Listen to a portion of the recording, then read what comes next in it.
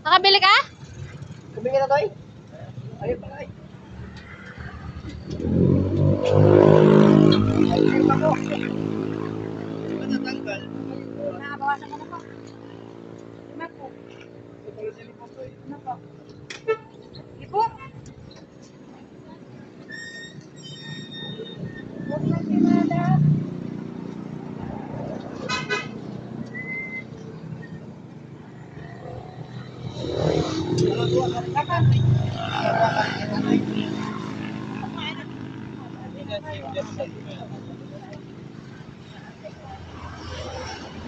Ito, tinanggal natin. Nalagay ka? Ikatin na. Ikatin na. Tiram ka ba? Stand yun.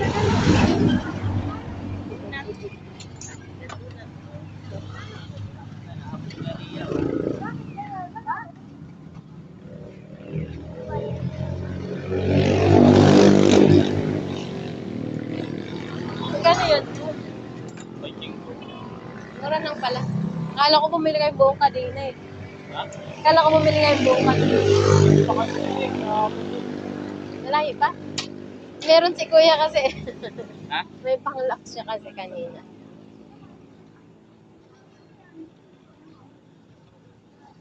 Ang bigat kasi nak ng sakay mo.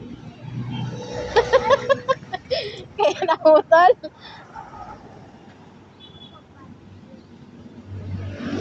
Maaga pa naman. Alas 8 yung time nyo na. 7 pa lang naman.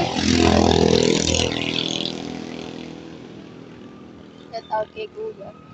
Ayun. Siguro.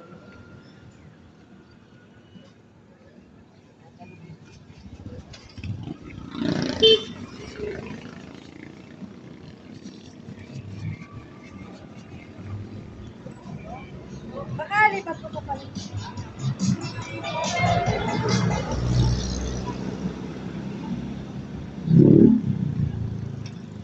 Oo na? Inigpitan mo na? Yung gulong? Pinapinin mo?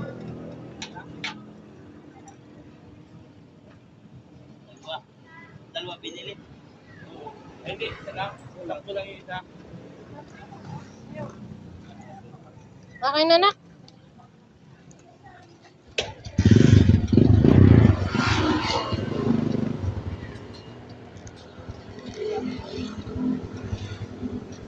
Sinari ang sipag. Daming tinda.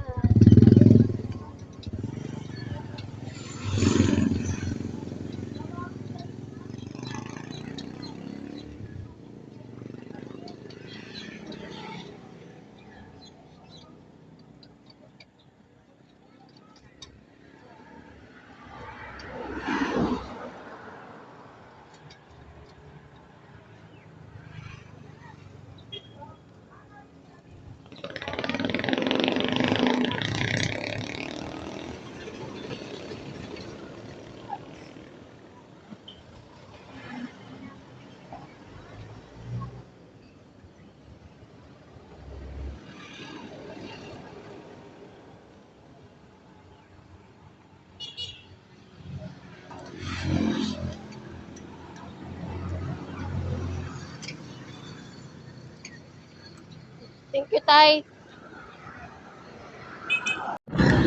So, ayan nga, nasiraan ang aking anak. Kaya, to the rescue ang mama at papa para maayos yung kadena niya. Naputulan po ng kadena. Dito sa may lampas ng Bulbugan na school. So, kasi may pasok pa siya. Buti, nag-chat agad para makapasok pa siya. Ayan. Kami ay pauwi na ngayon.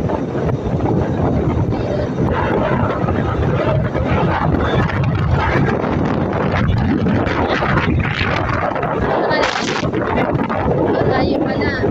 So, dyan pa bumili ng pang-dugtong doon sa kadena ng anak ko. Ang layo pa ng hardware.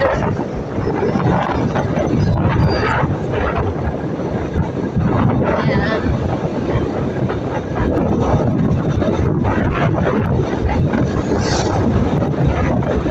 Di pa naman siguro siguro yung late, alas 8 yata ang time nila eh.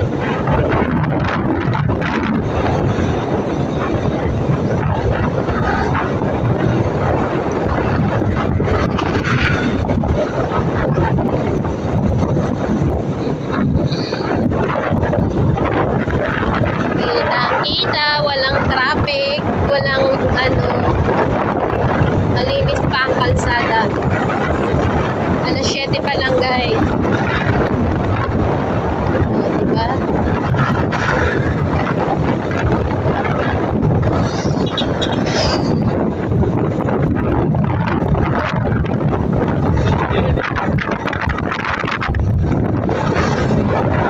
Bilis kasi magpatakbo, kaya nililipad ang subrilo.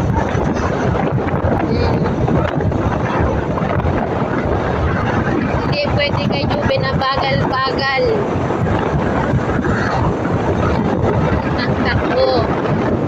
Para hindi daw lipa rin, tanggal muna niya yung subrilo niya.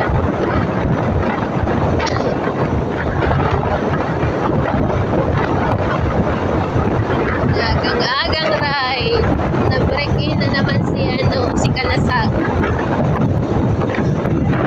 Ang tinakbo pa lang niya ay 285.7. Kailangan maka 500 siya para ma-change oil.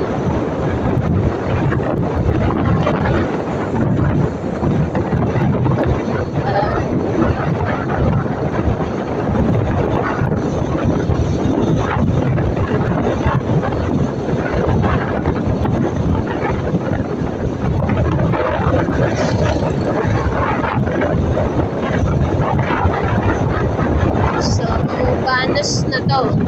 Ayan. Ito yung Banus.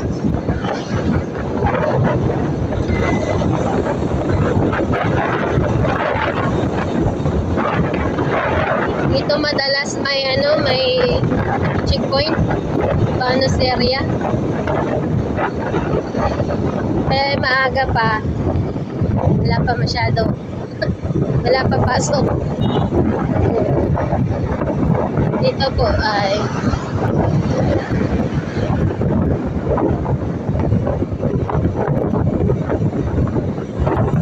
malapit na tayo sa malaking saging. Yan. Yan yung pinagmamalaki ng bansod, ang saging.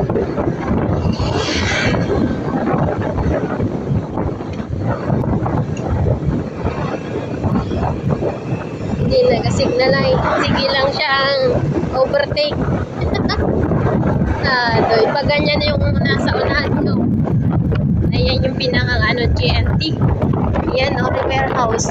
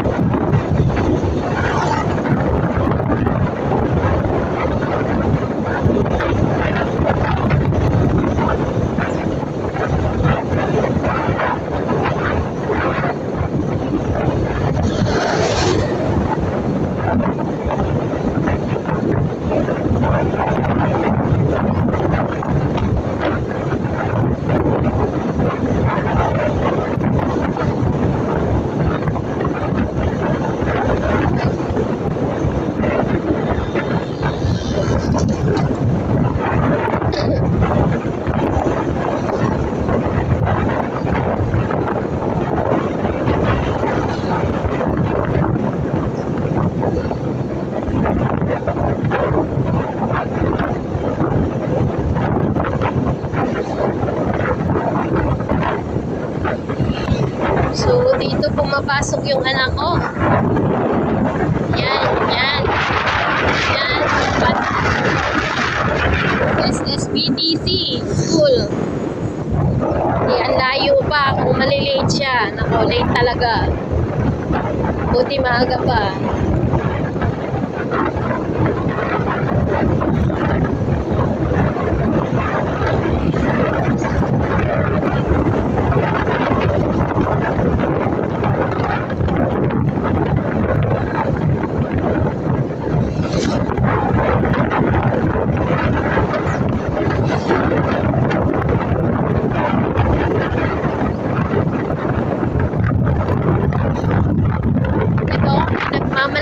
Bansud. Ang Plaza di Bansud. Yan. Ganda guys. Wala lang tubig. Walang tubig yung ano, inaayos kasi. So, ayan. Yan. Ang dali. O, bakit nag-umong? Ha? Mali ang ano? Adjak? Gusto yung school ng Central School. Yan. Diyan nagpasok ng elementary. Dalawang pinakais. Malapad na school yan. Sobrang laki yung school. So, dito na kami sa aming bayan ng Bansud. So, kita nyo guys. Wala pa si Father sa kanyang tuta. Wala pa. Mamaya pa siguro yun. May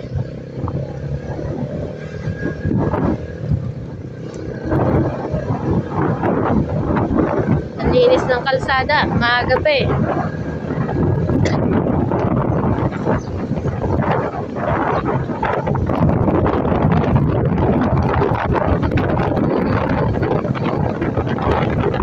Yan, nagsukrel pa kaya.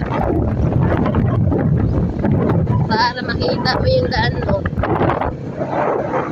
Yan.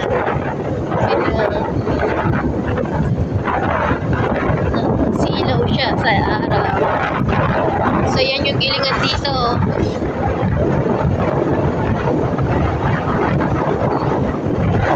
Dati tatlo yung gilingan dito. Nagsara na yung isa. Tatlo pa rin pala hanggang ngayon kasi may isa pang ano, malaking gilingan dito sa gitna. Ito yung dati. Yan. Nagsara na. Tapos yung pinakamalaking gilingan dito. Yan. Kita nyo na. Yan yung may-ari yung bahay. Maganda na. Yan.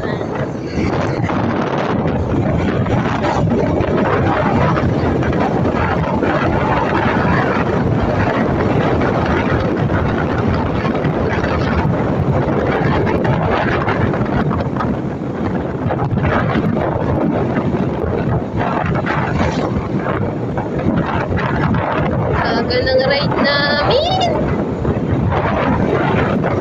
Wala sa plano. Sarap pala mag-ride pag umaga. Malamig. Pag tanghali na, sobrang init eh. So yan, dito na yung amin. Yan. Dito na yung sa amin papasok.